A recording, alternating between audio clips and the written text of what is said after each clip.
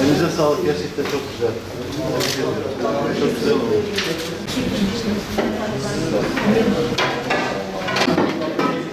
Alt kısımda.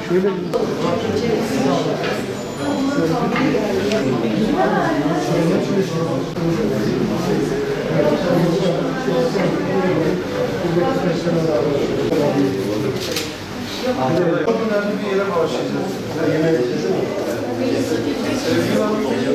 Gaziantep Doktor Ersin Arslan Eğitim ve Araştırma Hastanesi Başhekim Yardımcısı Doktor Sevgül Kara.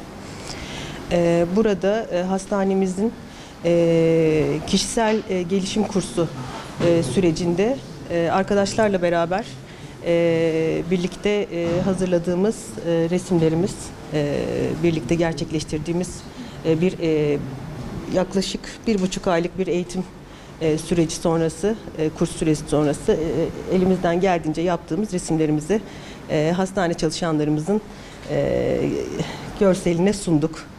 Biz bu resimlerle ilgili eğer satış yapabilirsek bunların gelirini Covid sürecinde kaybettiğimiz sağlık çalışanlarının yakınlarına bağışlamak üzere bir kararla yola çıktık.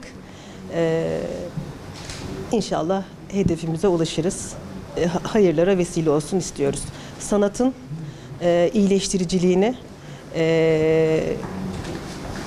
birlikte yaşadık. Sanat her anlamda çok eski yıllardan beri sağlıkta, ruh terapisinde kullanılan bir yöntemdir. Sanat hayatı iyileştirir. Sanat iyi insanların da moral düzeyini yükseltir, kendini geliştirir. Her zaman hem sağlık hem sanat diyoruz.